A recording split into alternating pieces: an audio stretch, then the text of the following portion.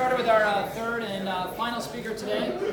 And it's also the third and final member of my third-year class, giving a little update on his research. That's for last. You what? In any case, it's my pleasure to introduce Lucas Souza. Lucas is part of what's been a very productive exchange between UC Davis and Cal Poly San Luis Obispo. Some of our best and brightest graduate students have gone there to become faculty members, and in turn, some of their best and brightest students have come up to UC Davis to attend graduate school. And so I've been very lucky to host several in my group so far, Lucas being the most recent one.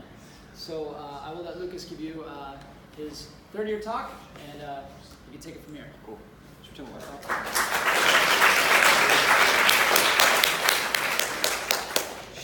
All right, thanks, Jed, for the introduction. Hi, everybody. I'm Lucas. I'm excited to talk to you about. That's awkward. Classic. Hold on.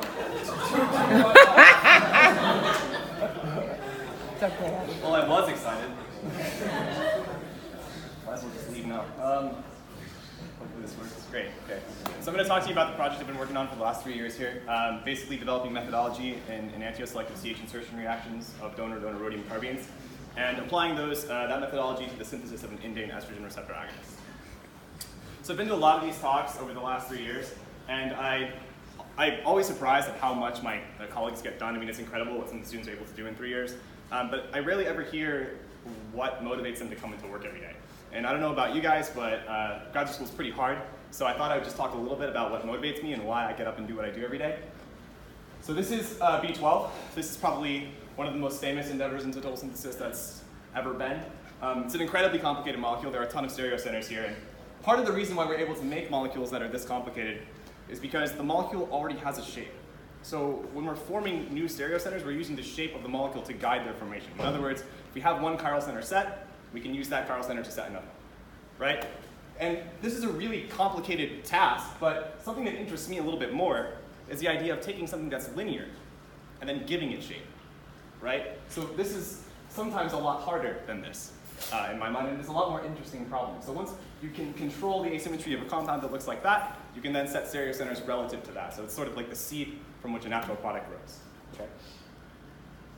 So in the Shaw lab, this is a slide we kind of jokingly, because everybody in the group has the same slide. But so in the Shaw lab, we do a couple of basically 3 different things. We do reaction methodology. We then use that methodology to drive efforts in total synthesis. And hopefully the products that we make in our total syntheses are interesting in chemical biology. And that chemical biology then informs our methodology.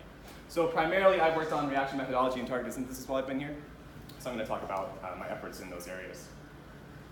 Oops, sorry. Whoa, craziness. Okay, so a little bit of organic chemistry review, right? No, not all of us are organic chemists, and if we are, not all of us work with carbines, so I'd like to talk a little bit about those things.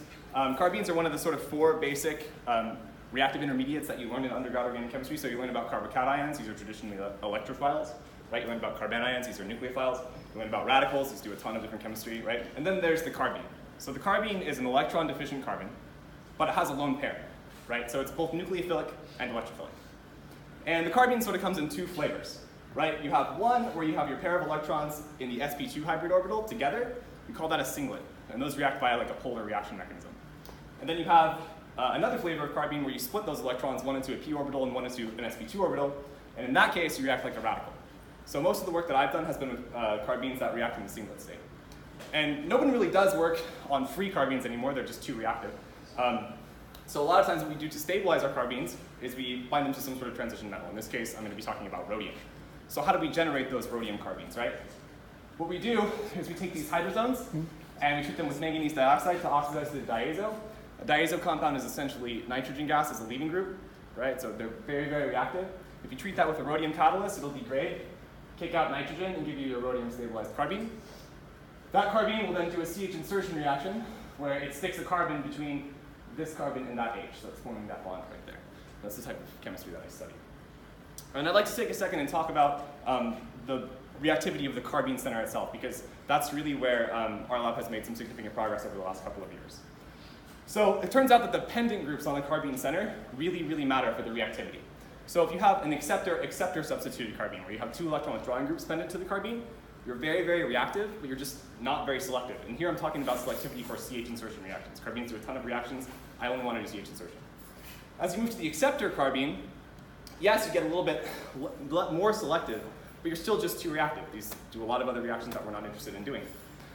Most of the work done in this field was done with donor acceptor carbines. This was probably 20 years ago, probably, is when it became very popular, and a ton of work has been done. It's kind of considered the Goldilocks scenario, right, where you have just enough reactivity to do CH insertion reactions, but they're also very selective, okay? And it was hypothesized for a long time that if you could make a donor-donor carbene, it would be very selective for CH insertion, but it just wouldn't be reactive enough to do those reactions. And in the Shaw lab, our work has been primarily done with donor-donor carbines, and they do in fact react in CH insertion, which is pretty cool. So our work so far, the seminal paper on this work was published in 2014. We took scaffolds that looked like this. I might call this the hydrazone, okay, for this functional group here, so I hope that doesn't slip out. I'm trying to keep it more general, but slang will come out. So we call these compounds the hydrazone. We can treat them with manganese dioxide and this rhodium catalyst. This rhodium catalyst is bench stable and also commercially available, which is really nice. And we can make these compounds that look like this. So just keep in mind, we're inserting this carbon into this CH bond here, okay, to make a 5-membered ring. These compounds are called tetrahydrofurans, and this is a pretty nice paper on the enantioselective syntheses of these cores. Now, when I joined the lab, my job was to replace the oxygen with X. So can we get nitrogen to work? Can we get carbon to work, right? These presented unique challenges, and the hope was that we could actually make these 5-membered ring products with heteroatoms and carbon there. So I've told you that we want to make them, but I haven't really told you why we care enough to make them, right? So this is just a substructure frequency search using Reaxys and SciFinder. It turns out that these cores actually come up quite often in the literature and are probably worth synthesizing. If you have a nitrogen in this 5-membered ring, it's called an indolene. Okay, that's the name of that functional group, and then the carbon is called an indane. Furthermore, a series of compounds of indanes has been patented for the treatments of certain types of cancer, so ovarian and I think testicular cancer. And we thought these would be worthwhile targets to try and make to show off some of the chemistry that we could do. So I'd like to talk a little bit about the insertion mechanism, mostly because Dean Tantillo is on my committee. Again, we can take these hydrazone compounds and treat them with manganese dioxide, oxidize the diazote, and treat with rhodium to get our metal carbene. Now this is where the electronics of our carbene sort of drastically change the type of science that we do in this area. So the accepted mechanism for many, many years is this concerted CH insertion mechanism, where you're essentially transferring hydride and forming a carbon-carbon bond at exactly asynchronously at the same time. Okay, excuse me, synchronously at the same time. Our reaction is actually stepwise due to the electronics of the carbene. So what we see is a transfer of hydride, which generates this zwitterionic intermediate, and then closure of the CC bond. So this zwitterionic intermediate here is the single most important thing that you get out of this talk if you want to follow, hopefully. This has informed pretty much every experimental decision that I've made for the last couple of years, particularly the buildup of carbocation character here at this insertion center. Okay, so just keep that in mind. Oops. Okay, so we can't buy these substrates out of a bottle. That is a great misnomer that I thought when I got to graduate school. I'll just mix things out of a bottle. It'll be great. We're going to get tons of papers. No, you got to make these hydrozones. It takes quite a bit of effort. When I first got here, this route was already in place by my mentors. He had already figured out how to make it. Basically, we can take any amine that we want, and we can do an SNAR into this compound to make this ketone. We can then treat the ketone with hydrazine, acetic acid, ethanol to make the hydrazone. And then we can oxidize that hydrazone and insert in either a 1 or 2-pot procedure, depending on what we're interested in looking at. And if you look, these reaction times are a little bit long. So my first efforts when I got to school, or got to graduate school, was to sort of optimize those. And I was able to knock those down quite a bit by optimizing them for the microwave reactor that we have. So once I could get these substrates out much, much faster, it made it a lot easier to generate a nice substrate table for a paper. So that's what I did. I made a bunch of these substrates, and I did most of this work with my mentor at the time, Dr. Richard Squitieri. He's now finishing a postdoc at Northwestern. Some important results to point out here. This is the first example of an NH, free NH, that has been shown to happen for CH insertion. Here's a dimethyl insertion center, and you can imagine that's a fairly unstable carbocation. Yes, you have resonance donation in by the nitrogen, but still fairly unstable. You notice a little bit of erosion in ER here compared to the other results. But if we bump that group up to ethyl, right, we see that that ER come back up. So obviously, sterics on those nitrogen substituents matter in terms of the selectivity that we're seeing. Here's a nice crystal structure of this compound here. All right, so thinking about the mechanism. Right, again, I had a unique opportunity with nitrogen that people with oxygen didn't have. I have 2 substituents on my heteroatom, right? And that's actually pretty cool. If you think about it, what I could do is I could set up an experiment where I say, okay, I'm going to vary the electronics of both of those centers in terms of their stability as a carbocation, right? And see where my CH insertion goes. The other thing I could do is vary the sterics, right? I could present the catalyst with a very sterically demanding insertion site and also, a very sterically not demanding insertion site and see where we go. So that's exactly what I did. So I was able to make a variety of substrates for this. This was originally quite a long table, but I sort of knocked it down to the things that are the most important and drive the point home. R here can be phenyl, so there you have a benzoic carbocation, right? This is much more stable than a methyl carbocation. And then R can also be isopropyl, which is a sterically demanding insertion center. Right? So you see in the case of phenyl with rhodium acetate, sort of exactly the result that we would expect, right? You're seeing pretty much insertion only into the benzoic center, which is exactly what I expected, so I wasn't surprised by that. But as you increase the ligand bulk on the catalyst, what you see is something surprising. You actually start to favor that methyl insertion center, which is something that actually we were not expecting to see. Furthermore, when you use just isopropyl, you can see you're favoring insertion to the methyl center every single time, right? So sterics is obviously vitally important, much more important than we thought. So it's sort of an informative experiment in that result, or in terms of steric versus electronic factors that dictate these insertions. Oops. So now I want to take some time and sort of switch off of indelenes and talk about indanes. This substrate table was generated mostly by a master's student in our lab from a couple years ago, Blanca Hoder. I worked on this series of compounds here, and I made these in an effort to synthesize this indane estrogen receptor agonist in a synthesis. So the obvious disconnection that we wanted to make, or that was obvious to us in the shop, at least since we make scaffolds that look like this all the time, was this hydrazone, right? If we can make this hydrazone, we can insert into this carbon and make that, hopefully. So that was the first disconnection that we tried, so we set out trying to make this hydrazone. I did a lot of this synthesis with Leslie Nickerson, who's a fifth year in my lab, I think, in my lab. And Leslie and I worked very, very closely on this, so yeah, you'll see where her work comes in here a little bit as well. So basically what I did is I took this fluorobenzoic acid and I made the wine-ribamide out of it. I then did lithium halogen exchange with this compound, which was made by Leslie, to furnish this ketone. As you can see, the yield here is not very good. I'm not going to lie, this is the best yield that I got out of this reaction. It does not work very well.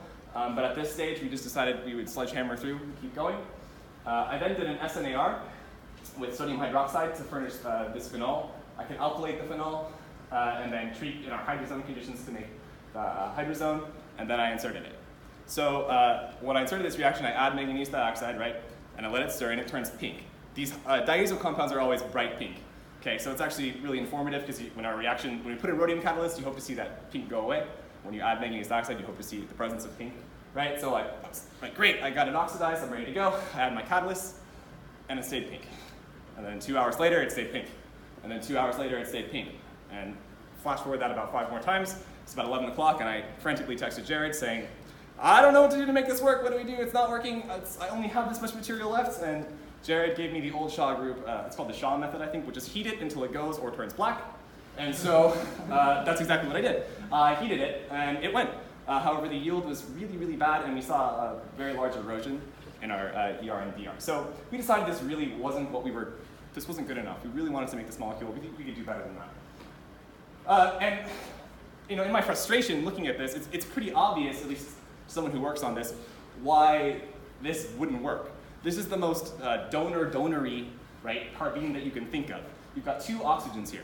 Right? Both of these are donating. And you also have a highly deactivated substrate. In the nitrogen or oxygen substrates, right, you have a heteroatom here whose lone pair can stabilize the buildup of carbocation here. And with carbon, we don't have that. So this is an incredibly deactivated substrate, probably the most deactivated that we tried to insert. So what I was doing when I was looking through this scheme is I was like, okay, this molecule, if I could just insert that, I bet it would go. Right? It's got the fluorine on this side or some halogen on this side. If I could make the hydrazone of this and insert it, it would probably work. So we set out to do that, exactly that, to make a compound that looks like this and install this chain after we did the insertion. So we did a Wittig reaction followed by reduction to make this compound, then a Friedel-Crafts acylation to furnish this bromide. That was a really exciting day that we got that to work, and that's thanks to Noah's suggestion. I have to give Noah some props for that. We then were able to make the hydrazone, and it inserted beautifully, just like we expected. So we saw pretty good yield. We usually get a little bit better than that, but I was very happy with the level of selectivity that we saw from that reaction. And then through a modified Ullmann coupling, I was able to couple on this last bit and furnish the target. So just in summary, this compound was originally isolated in less than 1% yield as a racemate. We got it in 6 steps, 29% overall yield as a single enantiomer.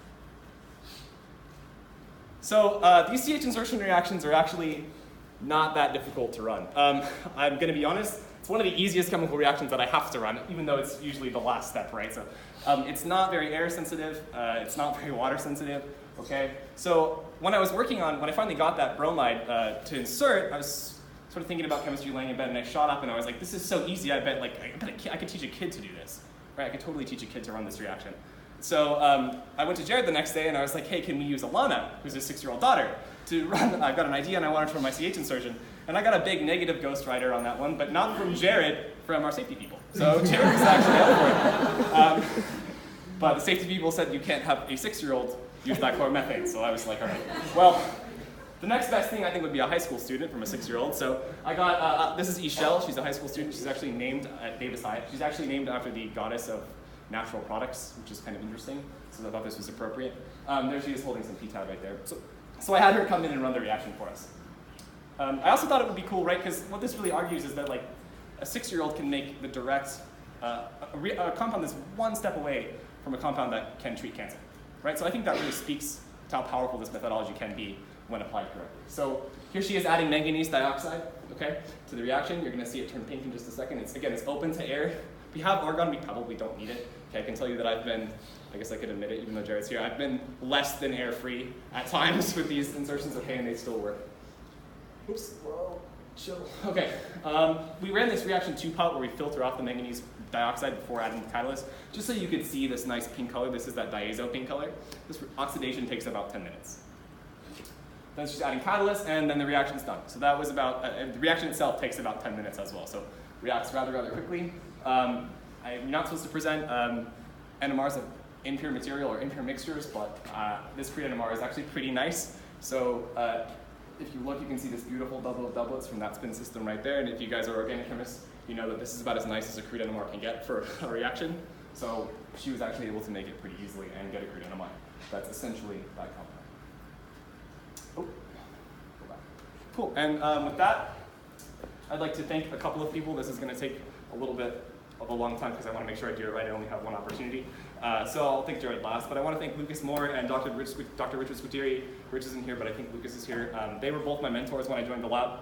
They taught me almost everything that I know in my first year, at least, about how to be a graduate student, not just in the lab, but also how to take some of the troubles that come with graduate school.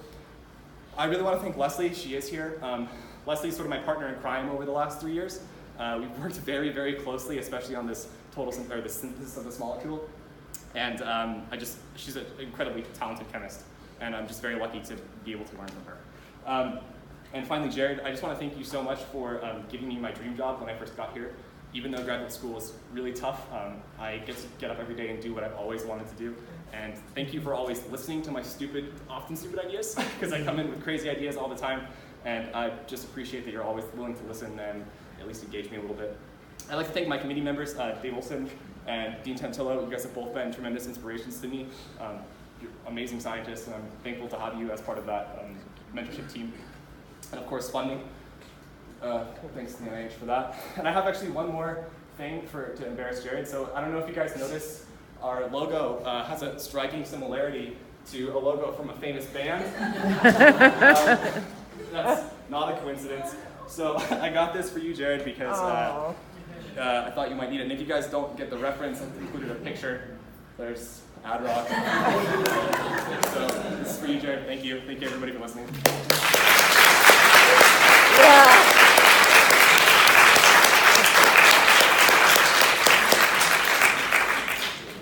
Thank you very much, Lucas. Any questions from the audience? We're just laughing at the Ph.d. One from David. Lucas, can you go to your first photosynthesis slide? Yeah. Yeah, this one. So these insertion reactions are really tough, and you made the point that you think it's because you have this donor, and so it's super unreactive, and that's reasonable. I'm kind of wondering if you just get rid of your basic nitrogen altogether, and you have 2 methoxys, do you think that reaction would work? Because the difference between the next one that you did, you got rid of this basic nitrogen, and doing some, these metal catalyzed reactions to something like coordinate metal can really impact. Now, in the other cases, when you do your reactions, the nitrogen you have is not super basic. Right. Right. Yeah. So I was just wondering, have you guys done any chemistry on basic nitrogen? We actually run these reactions in the acetonitrile, so that's on occasion. So that's not a direct comparison to aliphatic, but it's a pretty good comparison. Acetonitrile is not very, very good. Yeah, not compared to aliphatic, right? I don't think we've done any. Actually, there's a current effort in our group going to make 6-membered rings containing these compounds where the nitrogen isn't an aniline, it's actually 1 carbon away. And we've gotten that to work. Leslie has gotten that to work. She has at least one example of that, but it's still highly electron withdrawing. It's actually an amide, it's not the basic nitrogen. So that's definitely, I never really directly tested that in terms of whether or not it was the donor-donor ability or the basic nitrogen that was messing it up, but I can imagine that it would.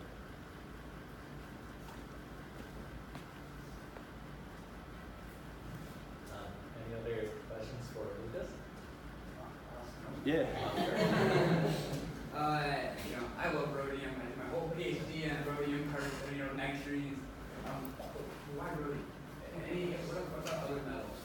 Yeah, so there are other metals that do this. You can use cobalt, you can use copper. In my experience with this type of chemistry, especially CH insertion, rhodium has just been the industry standard for 20 years. I mean, Hugh Davis has made tons and tons of donor acceptor reactions work with rhodium catalysts. So I think it's mainly just a tradition thing. I bet you could, I think these just show the best reactivity towards CH insertion reactions instead of like cyclopropanation with copper or something like that. Yeah.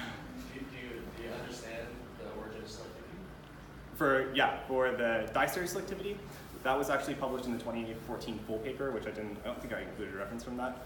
The diester selectivity comes from essentially this group here. Let me show you the hydro PRN case, because that's the one that was studied. So this group here, it runs into, you can imagine the wall of the catalyst, but these are barrel-shaped catalysts.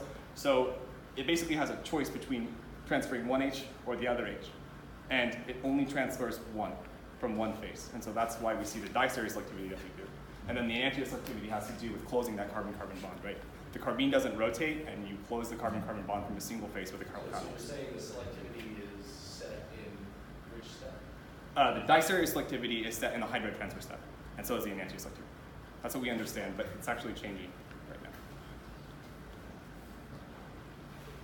Going back to the consistency of nitrogen, do you think it's that, or could also be to have a potentially quite a really big chelate ability? I'm sorry, I can barely hear you. What do you think about the possibility of chelate ability between the nitrogen and then the oxygen? It's definitely possible. I mean, that's seen in the literature all the time. You can actually get co-crystals of these rhodium complexes bound to acetonitrile, which is, again, far less Lewis basic than an aliphatic amine, so it's certainly possible. Does that answer your question?